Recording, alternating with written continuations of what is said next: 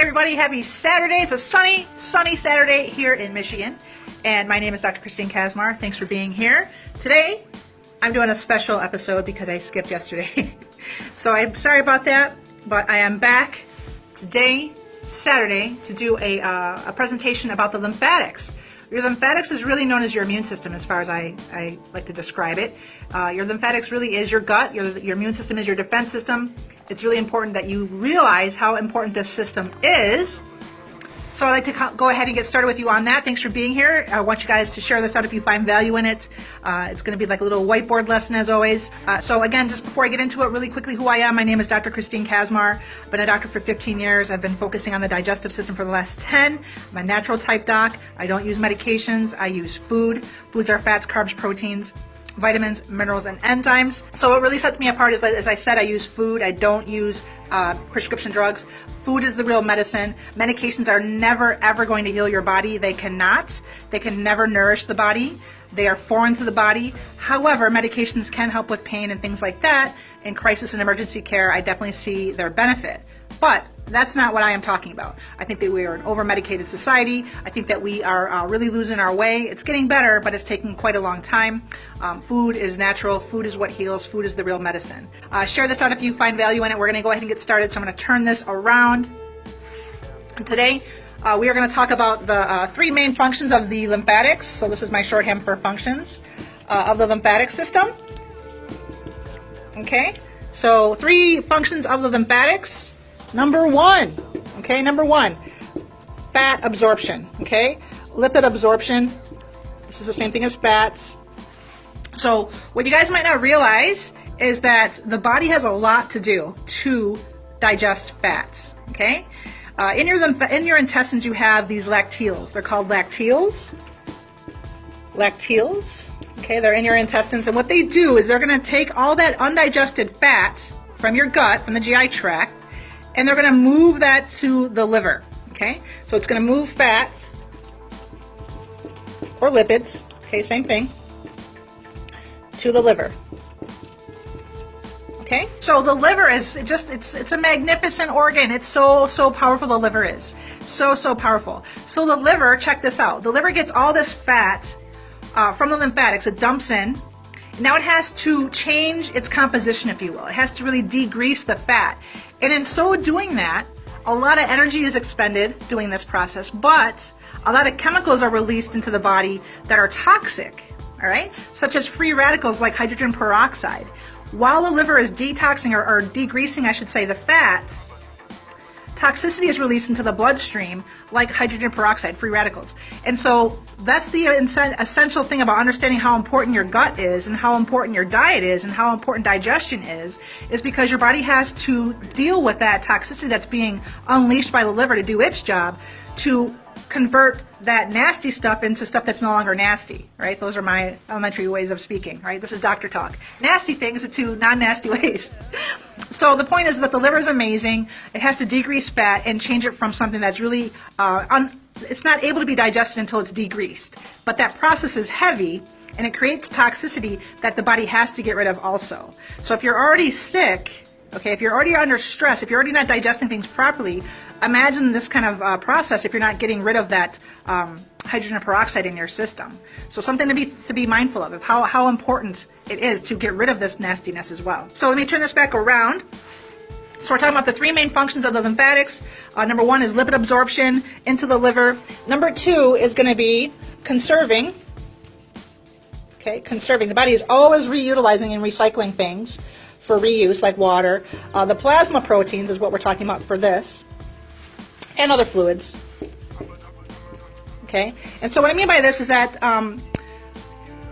your lymphatic system is going to take plasma proteins that have leaked out of the capillaries and they're going to put it back into the body for reuse. Plasma proteins are essential. Proteins are the essential healing nutrient.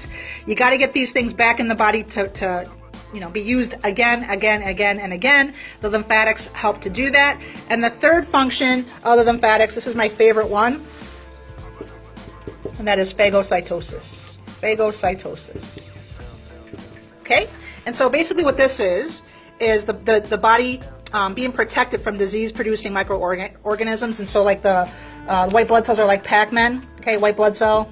Pretend this is a white blood cell, and this is a foreign invader. Okay, this is a bad guy. The white blood cells are going to get in there, are going to eat up all this junk and get rid of it. That's the power of your immune system, of your lymphatics.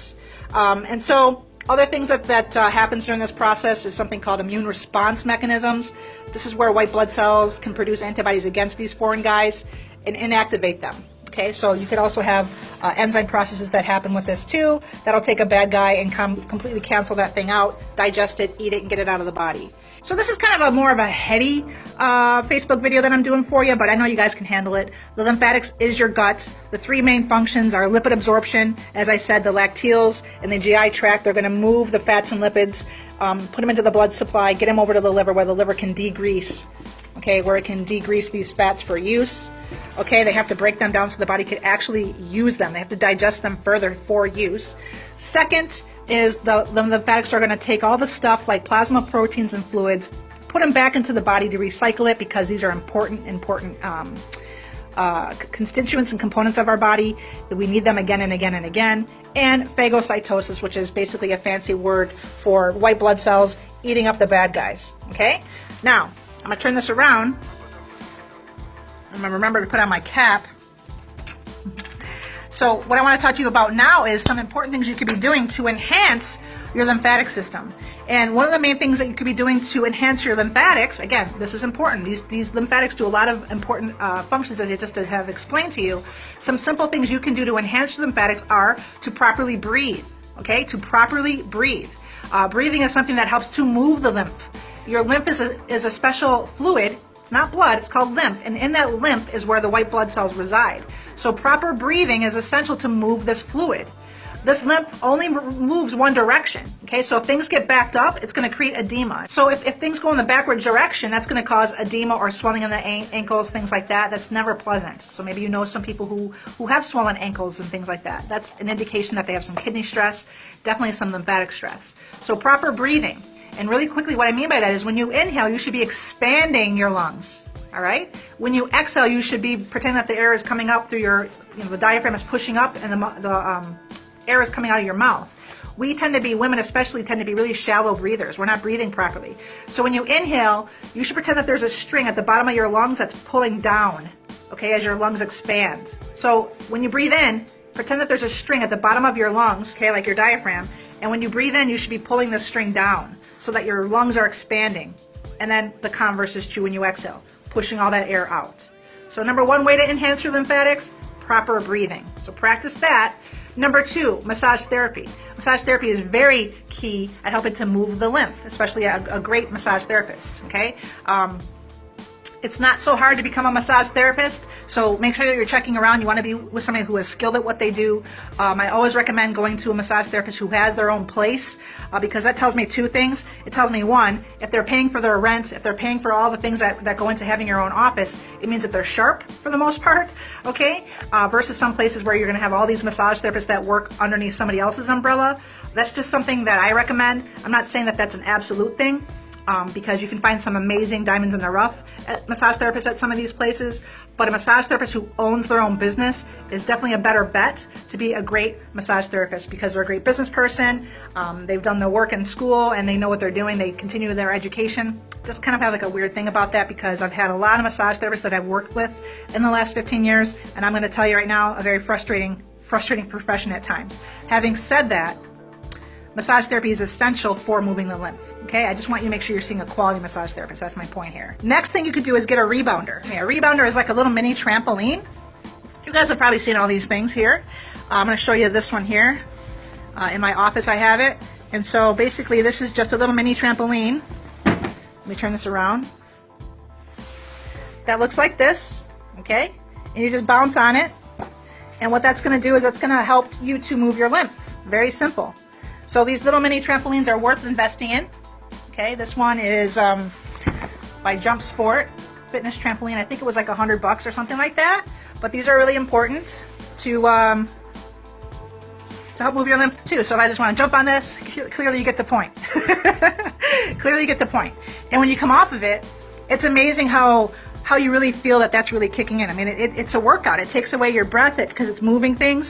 It's quite an exercise. It's creating a lot of change in your lymphatics, which is positive. So the 3 things that you could be doing to enhance your lymphatics are proper breathing, a great quality massage therapist, jumping on a trampoline or rebounder, they're called, mini trampoline or rebounder. And then the 4th thing I'm going to tell you, it's not going to be a surprise, but it's to take a digestive enzyme, okay? A digestive enzyme is the first line of defense. This happens to be my product right here called Smart Carb. You can go to omegadigestion.com to pick that up. But the whole point of a digestive enzyme is to take a lot of the burden away from the gut, okay? Your immune system. 80-90% of your immune system lives in your gut. So taking a digestive enzyme is going to make more energy available for the body to heal, okay? Because every time you eat foods that are cooked over 118 degrees, you are now asking your healing enzymes or your metabolic enzymes to kind of step in there and help to clean up that leaky gut. Why? Why do that when you could take a digestive enzyme at the start of a meal? Let me see if I still have my enzyme up on here. I do. So here's an example of what an enzyme looks like. They are foods. They are not the same as probiotics. People often confuse them. But this is a digestive enzyme made from plants. There's turmeric in here, black pepper, and cinnamon as well. Again, you can go to omegadigestion.com if you're interested in that. People often ask me where they can find mine. That's the link right there.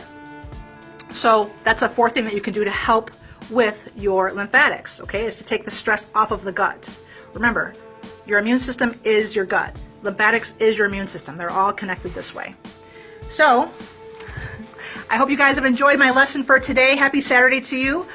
Make sure that you love yourself healthy. This is huge. This is something else you could do for your lymphatics. I mean, there is a connection between the mind and the body that is through the central nervous system, but your thoughts really impact what's happening with your gut. It's true. Okay, it's true. So the kinder and gentler you are with your mind and your thoughts and everything else, the easier everything else tends to be. It's just that simple, but it's something that we tend to forget about. It is not selfish to love yourself, okay? It is not selfish to love yourself and put yourself first. It's not, okay? All right, so you guys have a great rest of your weekend. I'll see you back here on Monday. Thanks for joining me, and I will see you guys next time.